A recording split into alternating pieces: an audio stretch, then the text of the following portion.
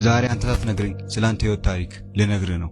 አሁን በምነግር አራት መልእክት ውስጥ ሁሉም አንተ ህይወት ውስጥ ያሉና የሚያስጨንቁ ነገሮች ናቸው። ምናልባት ይህ ቪዲዮ ዝም ብሎ አይደለም የመጣው ፈጣሪ እንድታየውና አሁን ካለበት ህይወት ወዲያውኑ እንድትወጣ ይሆናል።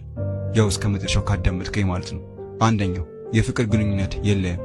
ፍቅረኛ መያዝ ትፈልጋለህ፣ ነገር ግን ሁሉም ሴቶች አንተ እንደምትፈልጋቸው አይደሉም። ፍቅረኛ እንዲኖር ትፈልጋለህ፣ ነገር ግን ክብሯን የምትጠብቅ የፈጣሪ ሴት ስብዕናዋና አመለካከቷ የተሻለ ሴት አጥተሃል። በዚህ ምክንያት ፍቅረኛ የለም፣ ወይም ደግሞ ያች ሴት ልብን ሰብረዋለች።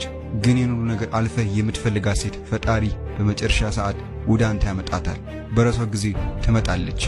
ግን አሁን ላይ ማድረግ ያለብህ ራስ ላይ ብቻ ነው ማተኮር ያለብህ። ሁለተኛው የቤተሰብ ጫና አለብህ።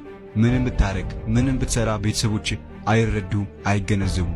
ለምን እንደሆነ ታውቃለህ? ምክንያቱም በውስጥ ፈጣሪ ሐሳብና ህልም የነገረህ ላንተ ብቻ ነው፣ ያሳየህ ላንተ ብቻ ነው። ስለዚህ ቤተሰቦች ሊረዱት ያልቻሉት ፈጣሪ ያሳየን ህልምና ሐሳብ እውን ስላላረከው ነው። ስለዚህ ያንን ህልምና ሐሳብ እውን ማድረግን እንዳትረሳ። ሶስተኛ ትምህርት ላይ ትኩረት አታደርግም። ለምን እንደሆነ ታውቃለህ? ምክንያቱም ትምህርት ቤት ለአንተ ጥቅም እንደሌለው ጊዜን ያቃጠለብህ እንደሆነ ስለተረዳ ነው። ስለዚህ አንድ ነገር ላስታውስህ ልንገርህ፣ በጣም ለስኬት ኢምፖርታንት የሆነ ነገር ትምህርት አይደለም፣ ህልም ነው።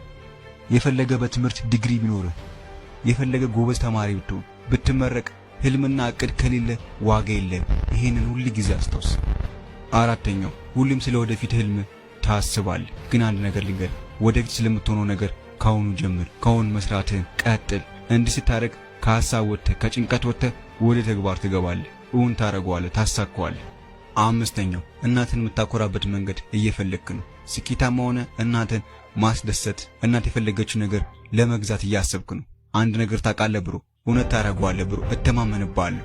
እናትን እንደምታስደስታት አልጠራጠርም። ስለዚህ ለዛች ለማጠቅም ሴት ማሰብን ሆነ መጨነቅ ትተህ ለምትወድ መቼም ልብን ለማሰብሩ እናት ማሰብና መጨነቅ ጀምር። ይመስለኛል ይህ ቪዲዮ ጠቅመዋል። ስለዚህ ራስን በዚህ ካገኘው ኮሜንት ላይ ማስቀመጥን እንዳትረሳ።